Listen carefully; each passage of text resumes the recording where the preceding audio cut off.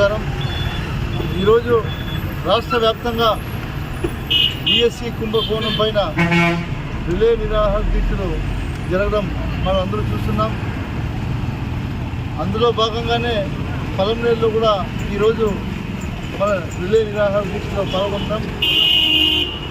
ఏదైతే ఆంధ్ర రాష్ట్రంలో డిఎస్సిలో జరిగినటువంటి కుంభకోణం, ఆ కుంభకోణం జరిగిందని ఆంధ్ర రాష్ట్ర ప్రజలందరూ కూడా చెప్తున్నారు.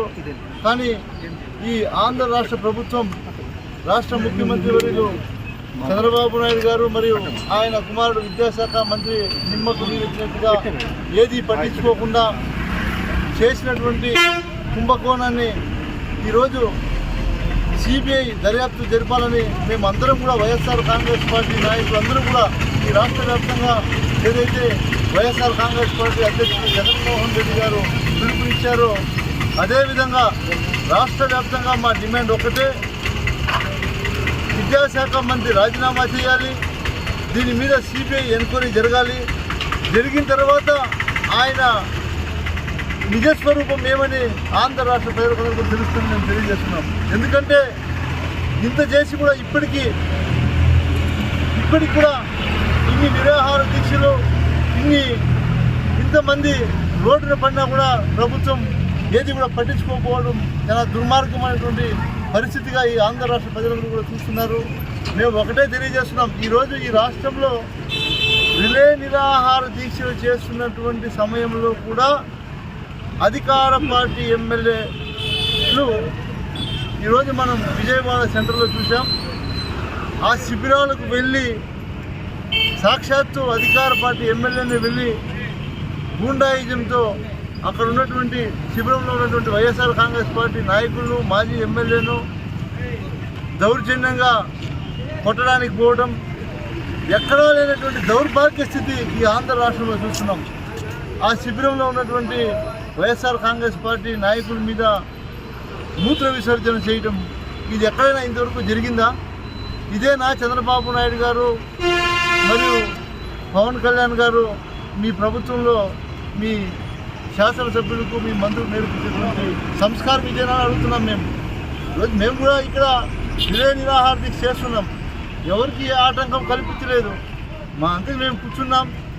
ఏ రాకపోకలకి ఇబ్బంది కలిగించలేదు, ఎవరికి కూడా ఇబ్బంది కలిగించట్లేదు.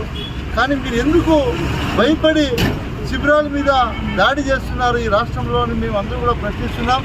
దీని అంతా కూడా ప్రజలు గమనిస్తున్నారు, గుర్తుపెట్టుకోండి.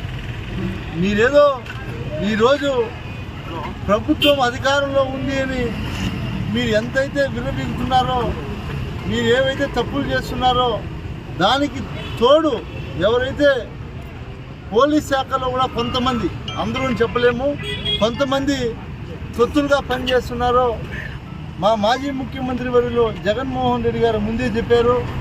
7 సముద్రాల్లో ఉన్నా కూడా తీసుకొచ్చి మీరు చేసినటువంటి తప్పుకు ప్రాయశ్చిత్తంగా శిక్ష పడే రోజులు దగ్గరలోనే ఉన్నాయని కూడా మీకు కూడా తెలియజేస్తున్నాం. ఎందుకంటే మీ పని మీరు చేయండి, మీరు అధికారులు.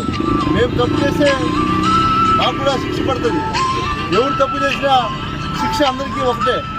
అధికారులు మీరు చేసినటువంటి బాధ్యత మీరు నిర్వర్తించేందుగా కోరుతూ ఉన్నాం. అదేవిధంగా ఈ రాష్ట్రంలో నిరుద్యోగ వృత్తి, ఆ రోజు అబ్బా కొడుకు డబ్బా కొట్టారు. రాష్ట్రం అంతా కూడా నిరుద్యోగ వృత్తి ఇస్తామని. ఈరోజు నిరుద్యోగ వృత్తి ఒక్కొక్క నిరుద్యోగుడికి ఎంత ఇవాళ లెక్కేసుకుంటే దాదాపు ఈ 30 నెలల్లో 3,000 ఇంటూ 30 నెలలు దాదాపు ఒక్కొక్కరికి 90,000 ఇవ్వాల్సి వస్తుంది. అంటే మీరు చెప్పినటువంటి మాటలు లేక మేము అడుగుతున్నాం. మేమేమైనా ఊరికే వచ్చి నిరాహార దీక్షలో, లేదో రిలే నిరాహార దీక్షలో, లేదో ర్యాలీలో, లేదో వేరే ఏమన్నా మాకు పని లేకుండా చేస్తున్నామో అడుగుతున్నాను నేను. మీరు ఎన్నికల ముందు ఏదైతే డబ్బా కొట్టారో ఆ డబ్బా కొట్టినటువంటి ఆ డబ్బా మాటలకు ఈరోజు మీరు సమాధానమైనా చెప్పండి. లేదో మాకు చేత కాదు, లేదా మేము అబద్ధాలు చెప్పాము, ఆ రోజు మమ్మల్ని క్షమించండి, నైనా క్షమాపణ కోరండి ప్రజలను. పోనీ మేము తప్పు చేశాము, ఆ రోజు అధికార కోసం మేము ప్రజలను మోసం చేశామని క్షమించండి, క్షమాపణ కోరండి. మేము మిమ్మల్ని అడిగే పనిగా ఉండదు. ఎందుకంటే ప్రజల్లో దృష్టిలోకి మీరు ఒక ప్రజలు మోసం చేసినటువంటి ద్రోహులుగా నిలిచిపోతారు. అది వదిలేసి ఏదైనా ప్రతిపక్షంలో ఉన్నటువంటి నాయకులు ఇలాంటి కార్యక్రమాలు పాల్గొంటే వాటిని అడ్డుకోవటం, మీరు దౌర్జన్యాలు చేయడం, కోడిగుడ్లతో కొట్టడం ఇదంతా కరెక్ట్ కాదు. గుర్తుపెట్టుకోండి. ఎవరెవరు చేశారో వాళ్ళందరికీ కూడా రాబోయే రోజుల్లో అన్నీ కూడా రిటర్న్ గిఫ్ట్ మళ్ళీ ఎవరు వదులుకోరు. మీరు ఒకటి చేస్తే రేపు రెండో మూడో ఇస్తారు మా వాళ్ళు ఎవరు కూడా చూస్తూ ఊరికే ఉండరు. లాస్ట్ 5 సంవత్సరాలు అయితే జగన్మోహన్ రెడ్డి గారు అందరికీ అన్నీ చేయాలని మా చేత అన్ని పనులు చేపించారు. ఈరోజు మేము ఎలా ఉండాలని మీరు నేర్పిస్తున్నారు. రేపు మేము అధికారంలోకి వచ్చిన తర్వాత ఎలా నడుచుకోవాలనేది కూడా మీరే మాకు నేర్పిస్తున్నారు. ఎందుకంటే మీకు ప్రజలు అవకాశం ఇచ్చింది దేనికి? మీకు ప్రజలు మ్యాండేట్ ఇచ్చారు. ఏదో మీరు ఉద్ధరిస్తారు, నేను సంపద సృష్టిస్తానంటే ఒక ఆయన, నేను ప్రశ్నిస్తానంటే ఇంకొక ఆయనకి అధికారం ఇస్తే ఈరోజు ఇంత జరిగినా కూడా ఏది పట్టించుకోకుండా ప్రతిపక్ష నాయకులు ఎవరైనా ఇలాంటి కార్యక్రమాలు చేస్తుంటే వాటి మీద దౌర్జన్యం చేయడం ఎంతవరకు కరెక్ట్ అని మేము అడుగుతున్నాం. ఖచ్చితంగా మేము ఒకటే తెలియజేస్తున్నాం, ఇది మొదలైంది ఇప్పుడు అంతే, గుర్తుపెట్టుకోండి. ఖచ్చితంగా దీని మీద ప్రభుత్వం తొందరలో సిబిఐ ఎంక్వైరీ చేయకపోతే ఖచ్చితంగా ఎవరైతే విద్యాశాఖ మంత్రి ముఖ్యమంత్రి గారు కుమారుడు లోకేష్ బాబు గారు ఖచ్చితంగా రాజీనామా చేయకపోతే మొన్న ఢిల్లీలో జరిగినటువంటి